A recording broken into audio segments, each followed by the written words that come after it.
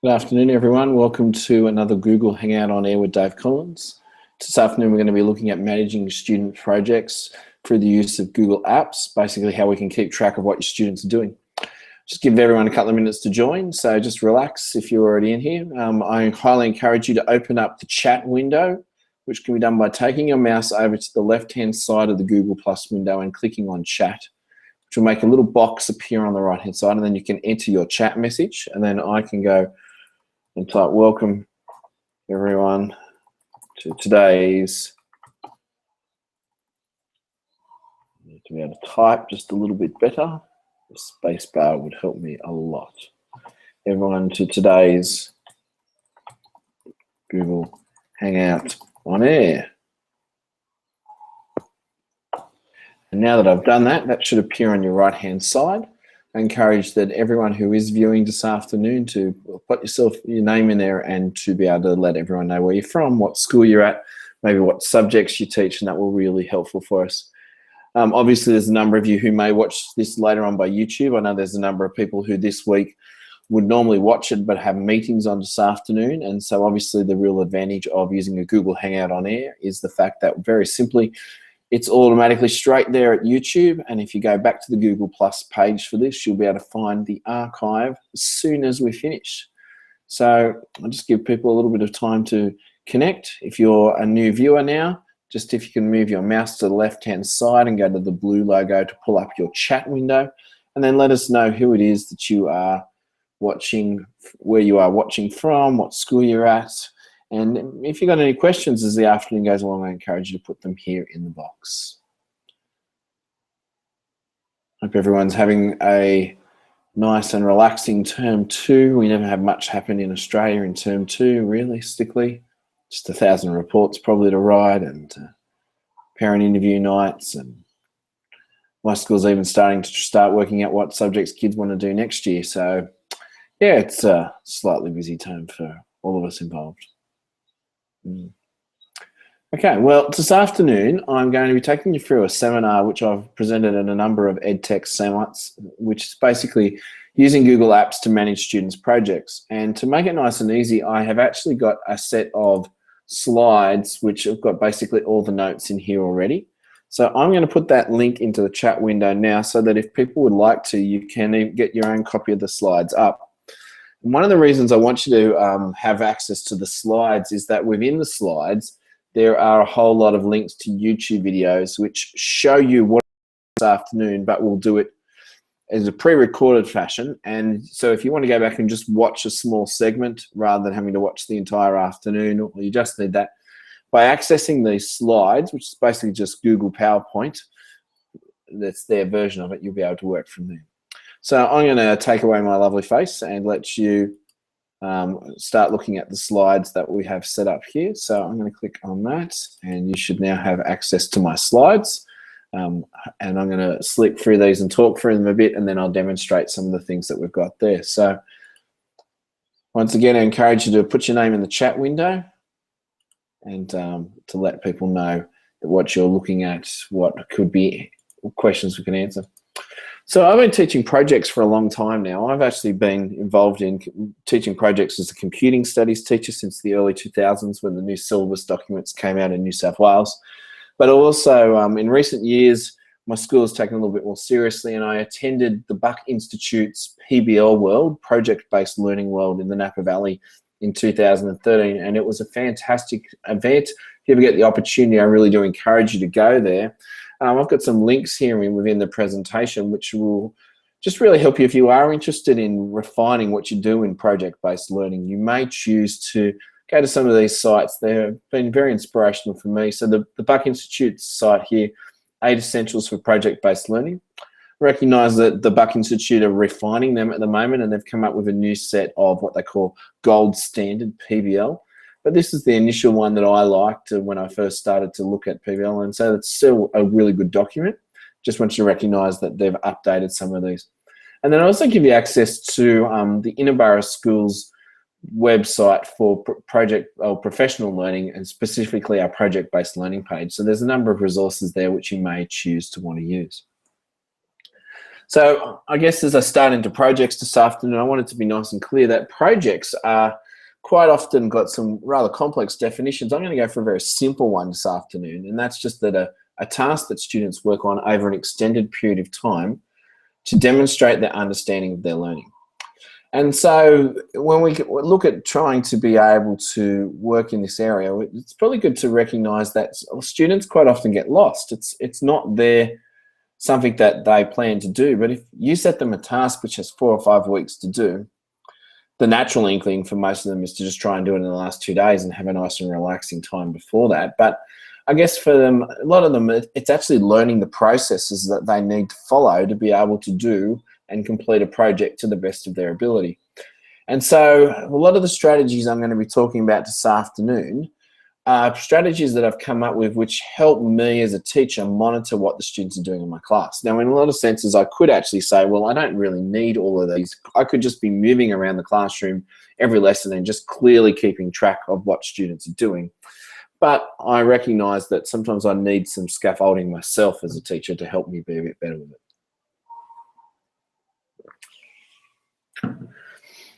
So the first one, and probably the major one for the afternoon, is the concept of using a template for a project.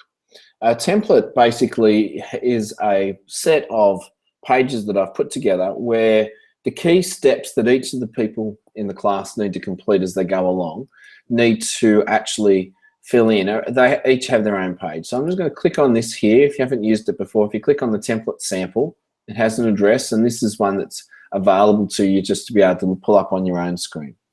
I use this in an assignment I do at school, and this assignment is basically, it gives us the option to be able to go through here and to give them each of the particular stages they have to do in their project. So this is obviously got another worksheet that comes with it, which says the preliminary course major project for industrial technology multimedia in year 11. And basically they have to create a short movie, 5-minute movie.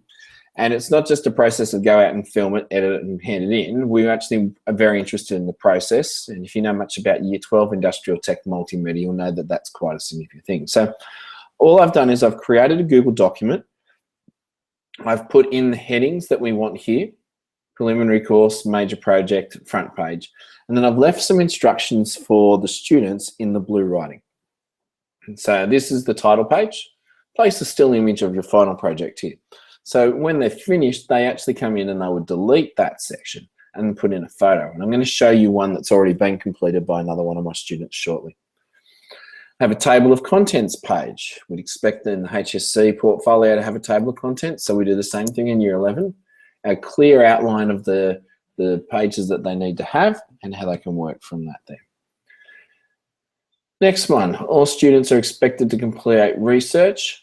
Basically, this is the section here which enables you to indicate what was your inspiration that got you here. Now, some of this probably isn't written as well as I'd like it to, but at least 3, preferably more films that influence the project that you want to create. It's a good idea to create a digital still from the movie to help us connect with the movie. These movies could and probably should include movies from Tropfest. We used to go as a school to Tropfest Movie Festival in the Domain and actually watch them every year. Now that they've put them at the end of the year, we've stopped doing that, but when it used to be in February, and admittedly it always rained on us in February, that was a great thing. So in here, generally 3 YouTube links, there might be Tropfest, but what do the students like? We recognise that in project-based learning, students are not going to come up with unique individual ideas every time. There's very few of them left. What we are after is basically people pulling up good ideas from a whole lot of different movies. And then that leads us through to this initial ideas page, a page where they need to document their ideas. And the reason that this is so powerful for me as a teacher is that when I actually am looking at this carefully, I'm requiring the students to actually document their thinking. So just brainstorming their ideas allows me to very clearly drop in using a tool such as Teacher Dashboard from Apara, or just simply that the students come up here, press share, put in your email address, and then you've got access to it. It's a simple way of keeping track of what the students have done. Students in our projects have to have a statement of intent. What do they have to achieve? Cut the paragraphs. And then basically down here, a synopsis of what happens in your story. After this occurs, then this, and a number of things that should have basically get us to there. A place to place the script in. So we require the students to do some planning of scripts. We have this place here for all the locations. So the students are encouraged to go out with a camera and take photos. And obviously photos can be easily inserted just by coming up here to go insert an image. And then there's a whole lot of different ways of getting images in there. But we encourage the students to have shots of them before they go out and shoot. Likewise, the actors describe their background and their personality as of the part they are playing, basically working it out from there. Storyboards are a bit tricky. Storyboards are hard to do digitally. That makes a lot more sense to do them with pen and paper. Quite often with this section, I'd hand out storyboard templates in class. Kids would draw, but then I'd just walk up to the scanner in the office, basically a photocopier, type in the kid's email address, put the paper in and press go, and that would send them a digital copy of their storyboards they could copy into here. Equipment and technologies, any pieces of equipment that people would need and why the right choice. Production exercises, we get them to prove that they have particular skills before they move on, so that they actually know that what the skills are that they need to have, and then they prove that they've got them. It's like saying, don't go out and shoot a 2-hour movie using a strategy. First, you have to go out and shoot 5 seconds of it, come back and edit it and prove that that works if you're doing a green screen effect. And sometimes they'll fail. We have a time plan here of just here's the task, when to start and finish, and break it down. A financial plan. We let the students know what it costs to borrow equipment from us. Now, we don't charge any of these rates, but this is what it would actually cost if they were to go out into industry and hire this equipment for the day. Basically a template here. Evidence of safe working practice, a photograph that details that you ensured the safety of both people and equipment during the time you worked on the project. And then a final evaluation, several paragraphs detailing how you think you went, a daily journal. And this is an important one. I really do encourage students to journal their work as they're going along. Now, while what I have just talked through is relevant to projects and students, I want to say that this is relevant to virtually any content area where you want the kids to learn stuff and to document that learning. There'd be nothing to stop this from being a science unit where there was different topics per page and the class notes had to be written up in here every day. And then obviously the class notes would be shared to the teacher. So that's what that one there looks like. What I would like to show you now is a student's work of mine that was a completed version of this. So they started with this, obviously taking their name out, but here is one that was put together a few years ago, a screenshot from their final movie, their contents page. Here we go, we've got the movies that inspired them, screenshots with little clicks so that you could go and have a look at them. I won't do that now, but obviously that's something that you could be doing. You've got the sections down here and they've gone through there. So the students put in a lot of inspiration to help them come to that point. And so they've filled this in. And so every day that I'm in lesson with class with these guys, I can drop in on the template and see how they are going. Got all their initial ideas, their statement of intent, their synopsis, but I can clearly see when it is they last edited it. And that will then help me to be able to work from there. Oh, and that one, that's just showing something I didn't really want it to originally show. Let's close that one up, open up a new version.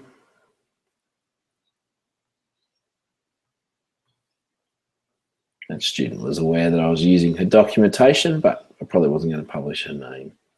Locations where they've shot, stills, storyboard.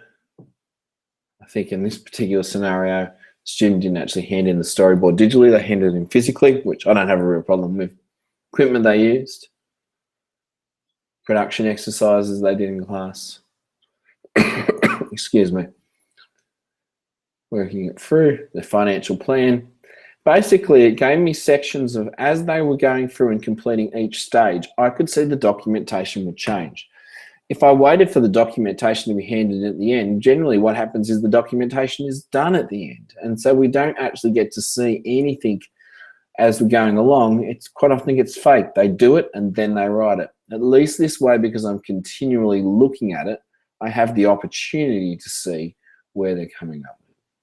So, I mean, that's the first major idea for the afternoon that I wanted to talk about, was the concept of having a template created which allowed the student to document the key stages of the project, allows them to record that. And then obviously the crucial thing is that you have it shared and you can see it somehow. All right, can I remind you again, if possible, if you could click on your Google Hangout window and click on the chat bar, you would actually then be able to have the capacity to say, hi, I'm here from this particular school. And that would be a really handy thing. All right, so there's the templates there and there's links to them. So hopefully that's a helpful way for you to see that. Right, I'd like to show you a couple of other things quickly. Exit passes by a form. So this ensures equity of access to support from the teacher. A form is used to log all support requests. I've jumped one forward. Let's do exit passes by a form. So remember that there are more that I'm going to get to today, and you may want to watch the videos, which are just YouTubes, which can be played from in here. So an exit pass by a form. How would I do that? Well, I would open up this. I would go to Drive, and as a teacher, I would just simply go, and I could have pre-created these, but I like to show that I can do them as I go along. Google form. I'm going to call it exit pass. And I'm going to go, what is the key blocker in your project? Question mark. I don't want to use it as multiple choice. I just want it to be paragraph text. And then the thing that I always forget, I'm getting better at it now, is what is your name? I would be logging their name if I leave this button ticked up here, but quite often I don't want to require them to sign in. It just makes it easier. So I have this basic form here which says 2 questions. What's your name? What's the key blocker of your project? You can see that that took me probably 30 seconds to create. If I then come up here and I go view live form, what I get is this form here. I haven't made it pretty or anything like that. Now, the URL, that's the address up the top here, that could actually be then put onto any type of learning management system for them to access it. But personally, I don't worry about that too often. I have this little one up here, this goo.gl URL shortener extension installed in my Chrome, and I click here, it shortens the address so that I have a short address up here, and I can even then go, what's the QR code? I don't believe that's showing up on the transmission for you guys because that is in a different window, but it's basically this one up here. If you've never added an extension in Chrome before, that's very easy to do. Open up your apps section here and you go to the web store. You can just do a search for URL short. And this is the one that I've already had, so you just have to press the plus free button and then it gets added to Chrome. As long as you're logged into Chrome, you have access to it. And I use that one all the time in class.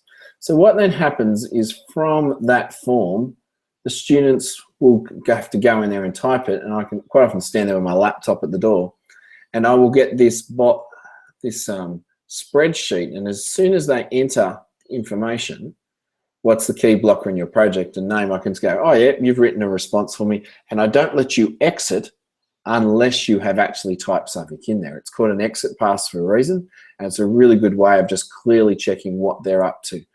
You can use a form like that for all sorts of assessment of where students go, and you can have one question at the start of the lesson. Go to my form, enter the question. You don't even have to change the form each time. You can write the question on a traditional whiteboard, and then you'll have the capacity to sorry, the phone just rang then. Once you've written the question on the board, they can just go and use the same form, and you get to see it each time from there. All right, so that's an exit pass, and it's an easy way to do it. So let me just click this here. All right, similar concept here, but just a little bit different. Sometimes I find that when a project's due, you know, the last 2 days before the project's due to be handed in, I have this rush of all of a sudden every kid wants your help, and you've got to be in 1,000 places at once. And I feel like the noisiest kids get the most amount of support in the classroom, which I just don't think is fair. So I create a form like this. I go new form, and I'm going to call this a support request form. First thing I'm going to do this time is I'm going to remember to type in the name and just set that to be text. Then I'm going to go paragraph text. What is your problem? And then I'm going to just put a quick little scale in here. How urgently do you need help? And 1 will be whenever, 2, needed it yesterday. That creates a nice little scale. And because I've got that, then I just go view live form in the classroom, bang, do the URL shortener again, which obviously is not showing up there. Name, what's your problem? And then what happens is back here in the view responses spreadsheet, I start getting the name, what's your problem, and how urgently do you need it? And I get them in order. They get time-stamped. And because it's time-stamped, that allows me to go, who's next in the class to have help? So I leave this up on the projector and I get these responses, and I can even add a little field after it to go completed. And I can just type in here, yes. Yes, after students, I've helped a student. And that way I'm sort of clearing the board as we're going through. I think when it becomes really urgent for students to get help near the end of the course, that can be a particularly important way to work that through. So a support request form. Obviously, you could use that in a lot of other areas in your school. You might choose to have that for support from the IT department for work there. All right, I think I'll show one more here. Once again, I'm encouraging you, if you've got the chat window open, to put any questions in that you might have that you'd like to have answered. So let's show you one last one, which which is a group Gantt chart. A group Gantt chart is basically a communal Gantt chart, so that groups or teams can indicate what sections of the projects that they've created. So it's what I basically would be doing here is, once again, back in my drive, I would go to Google Sheets and I would create a sheet which I would then share with the whole class, whatever strategy you're using for sharing. Let's give it a name first. So we'll go group Gantt chart. And then put in the names of the students or give it as a link. You might choose to do it in a number of ways. So let's say it's a similar task to what we were doing before. Step 1 would have been generate ideas for your movie. 2, write your synopsis. 3, script. 4, get some actors. 5, get a location. And then let's go 6, shoot. 7, edit, and 8, evaluate. Right, so they're the tasks that need to be complete. So we can put a heading, tasks. Note there's some great formatting tools up here if you want to be able to make that look a bit different.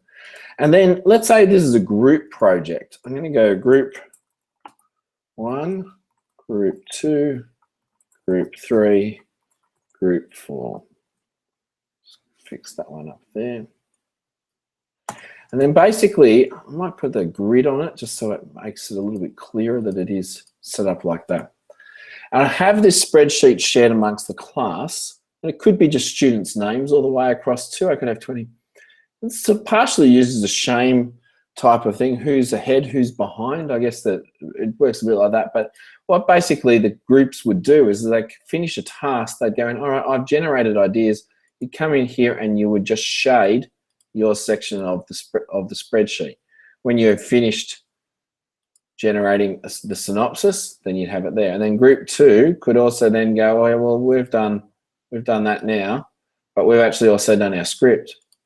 And in a sense, it's creating a little bit of competition to say who's furthest down the list, who's gotten there. It's a variation on the concept of a Gantt chart. Traditionally, Gantt charts have dates across the top, and basically it's about one person's purpose or the whole project's purpose. But when you've got multiple projects running in your class, I quite like this version of it, so where you get a chance to go, that's got some of the ideas in there for us as well. All right, so that's probably one of the main ones there that you could use. Obviously the templates were pretty big. I think I've got a couple more minutes left. I might just play with this one. This is a pretty cool one. Calendar with key points. So calendars, they're not officially part of Google Apps for Education. Every user gets access to Google Calendars, If I click in here, it's not listed on my list here at the moment, so I might just go, the easiest way is to go calendars.google.com. No, it doesn't want to do it that way. I think I used to be able to get in that way. Okay, I know the easiest way. Go to the home Google page, click on these 9 squares, and then you'll be able to get the calendar. Google.com/calendar. I apologize for that. All right, so now this is what I'm going to do. I'm going to create a calendar which is specifically set up so that I put all the key dates in for what's happening. So I'm going to switch to month view here. And then what I'm going to do is I'm just going to hide some other calendars here so I can't see them. And I'm going to go up here, create a new calendar, which might be year 10 media major tasks. Go from there, I'm going to create the calendar. So what happens here is it takes a couple of seconds for it to appear. Generally, I've done this a number of times over the years. Changes saved. And then you'll see that now I have the red marking here next to that. So if I come in here and go bang, actually I probably don't even need to do it that much. Let's just go back, click, go new task, year 10 major one, and start project. And then I would come in here and go initial ideas. And then we might click. Sometimes you can go to the bigger details if you want to put more in, but quite often I think for this task, continue editing, I didn't save it. All right, so I'm building that, and that's quite a handy way to do it. But the good thing too is that you also have the capacity to share these calendars so that students can access them. So there's a number of options. You can make the calendar public so that the students can see them. You can also share that with specific people by putting email addresses in or groups of email addresses in there as well. You can also plan and publish it, and I won't go into it today, but you can make it as a HTML calendar. And a HTML calendar means that you could then embed it into other learning management pages so that people don't actually have to come to this one to see it. I quite like that strategy for being able to keep track of the dates. I don't use it a lot myself at the moment. I must admit I use the templates more than anything, but I can see the advantage of it. The other advantage thing that you could do with this is you could quite simply actually have a setup where you are getting the students to come in, and on any day that they work, they open up the calendar and they basically just double click and go, today I met with my team and we decided the purpose of our film was, and we go from there. And basically you could use the calendar as a journal in a way, and it might be just really helpful for some students when they're working through these things to actually go, yeah, this is a good way for me to structure my calendar or my journal so that I can be able to see it back. Look, in the end, projects are only going to be effective for the students if the teacher just supports them at the time they need assistance to ensure that they can make it to the next step. And just assuming that students are going to be fine on a project that's due in 4 or 5 weeks, more often than not, we know that they won't be. We want to give them the chance to make mistakes, but as a teacher, we want to be there to support them when they need the assistance as well. So today has just been some digital strategies. As I said right at the start, you could actually just simply wander around the classroom continually asking kids, where are you up to? What can I do to help you? But I do like the fact that the digital calendars and journals and templates that we've looked at today and the exit passes by forms are really effective ways of being able to keep track of where the students are quickly and efficiently. All right, well, I hope you've enjoyed today's broadcast from me, Dave Collins, on behalf of Single Point IT. It's part of their training packages that they provide with that. So if at any stage you are interested in Chromebooks for your school or devices in any way to help your school meet the technology needs that you have, look up Single Point IT. They're more than happy to chat with you, Louis and co, about what they can do to help you meet your needs of your school. I've enjoyed presenting again today. Hopefully, if those who weren't able to catch it today or want to share this to other people, feel free to share the YouTube link to your members of your teams. Thanks.